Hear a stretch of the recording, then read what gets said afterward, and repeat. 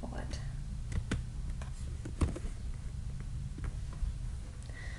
Last but not least, I'd like to cover the definition of and then some examples of partitions of a given set. So partition relates to a set. A partition of a set S is a collection of subsets of S with the following properties. So first, we'd like the subsets to be non-empty. Second, we would like these subsets to be disjoint. And third, we'd like the union of these subsets to be the whole original set, which is S. So what we're doing, I should have included a picture here, and most textbooks on the subject will include a nice picture of what a partition is. But what a partition does is it takes a set and it breaks it into pieces.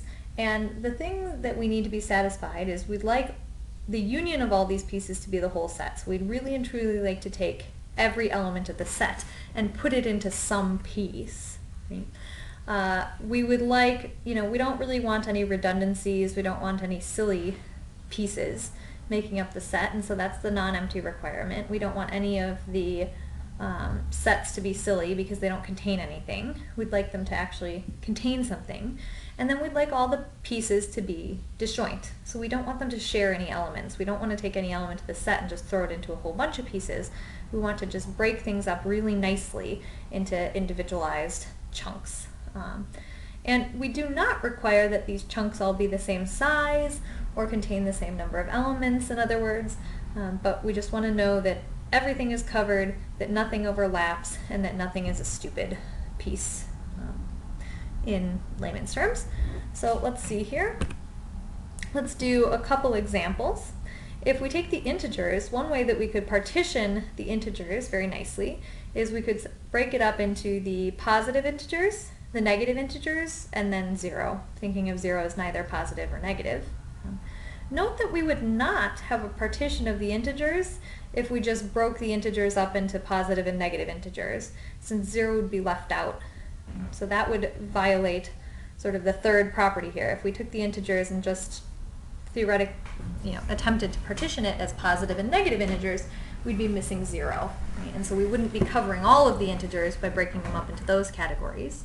And note that this example has the property that I mentioned earlier, that we really don't care if we've broken things up into equal sizes. Right?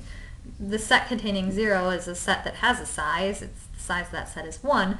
My other two sets are infinite. And just to sort of continue with this idea, we could also take the real numbers, and we often think of the real numbers as being broken up into rational numbers and irrational numbers. Now, every real number is either rational or irrational, so that means we've satisfied the third property, the union of our two subsets, rationals and irrationals, really and truly gives us the whole real numbers. And no number is both rational and irrational. You're one or the other. There's absolutely no overlap, and so that's how we satisfy this second property. And this first property is very easily satisfied. There are rational numbers, there are irrational numbers. So we have two sets, neither of them is empty, and that shows that we satisfy everything we need in order to have partitioned the real numbers with that property. So for further examples, this works really well if you're in a classroom, but a room of college students is most likely not partitioned by major. So for example, if I considered all possible majors, and I went around and I asked the room of college students and I said, well, if I had all the majors that are offered by the college, I'd be certain that I'd have a category for every student. However, especially at my particular college, plenty of people are double majors.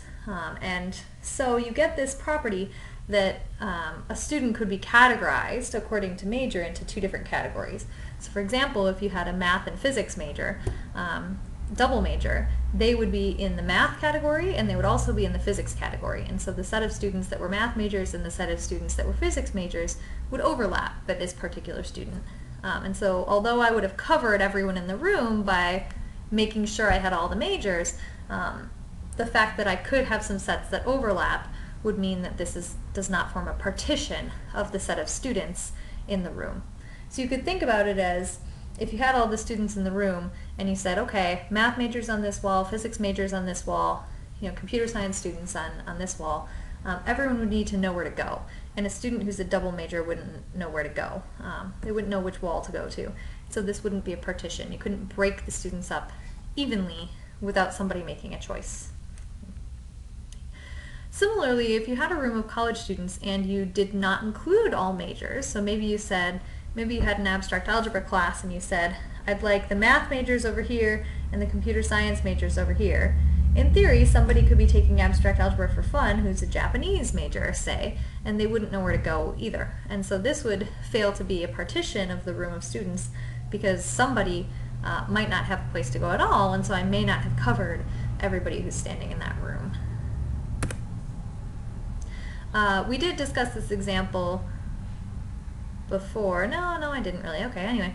A set of integers is partitioned into odd and even numbers. This is a fact of life. Every integer in the world is either odd or even, and no number is both. And there are odd numbers and there are even numbers, and so that's everything we need to satisfy the three criteria for a partition. And this is a specific example of something more general. If I start with a non-empty set of integers s, this set of integers is going to be partitioned by an equivalence relation. And so this is one way in which these two concepts are related. What is the equivalence relation? It's where two integers are said to be related if they're congruent modulo n, where n is a non-zero integer. So if I start with any old non-empty set of integers, and then I group them according to what their remainders are when I divide by any old integer in the world, as long as that integer isn't zero, this is going, by the quotient remainder theorem, every integer will have a place to go. So I'll cover the whole set. Right? Every integer has a remainder when divided by this n. So every member of the set S has a place to go.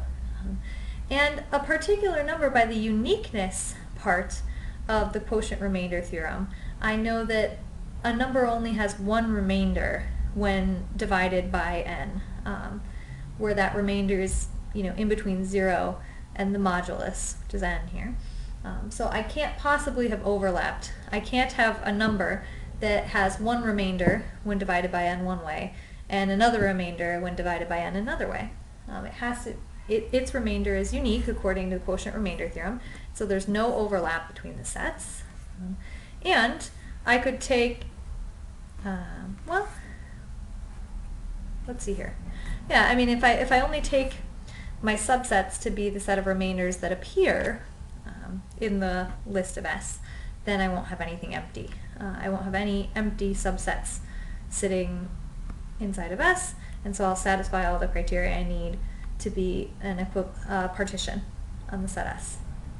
Now, a set of integers partitioned into odd and even numbers is an example of a set of integers being partitioned by modular arithmetic, where we just choose a different modulus other than 2. But this is even an example of something more general, which we're not going to prove, but which is a useful fact for us, which is any time you have a set S and an equivalence relation tilde, when you take this set and you break it up according to that equivalence relation, this is going to yield a partition of the set S. And so this is the way in which equivalence relations and partitions are related. It's a very nice thing. When you have an equivalence relation, you automatically have a partition. Not necessarily true the other way around. When you have a partition, there's no need to think that you have an equivalence relation there. Although I guess you could do that. But this is something that's going to be useful to us every now and again as we go on through the course. In summary, after studying these videos and looking at your textbook and working some examples, you should be able to do the following. You should be able to understand the definitions of an equivalence relation and a partition. So I strongly suggest for an abstract algebra course or any advanced mathematics course, which is really your first delve into the world of theory, I suggest using flashcards or something just to make sure that you're really understanding the definitions. In abstract algebra, so many of the proofs proceed by, what is the definition of this? What do I need to show? You should really commit to memory the definition of an equivalence relation and the definition of a partition. Similarly, you should be able to state your theorems off the top of your head, so you should be able to state and use the quotient remainder theorem, and you should be comfortable performing computations with modular arithmetic. Third, you should be able to determine whether or not a given relation is an equivalence relation. As we discussed, in terms of proofs, this means two things. If you are going to be proving that a particular relation is an equivalence relation, you need to know the definition of an equivalence relation and know that you have to show three things. You need to show that relation is reflexive, you need to show it's symmetric, and you need to show it's transitive. If, on the other hand, you're going to prove that something is not an equivalence relation, you still need to know the definition of an equivalence relation to know which of those three properties is not satisfied by the relation. But then the proof is considerably shorter. You only need to demonstrate a counterexample. And last but not least, you should be able to determine whether or not a set of subsets of a given set forms a partition. Again, this is done by knowing the definition of a partition and knowing what needs to be satisfied in order to be a partition.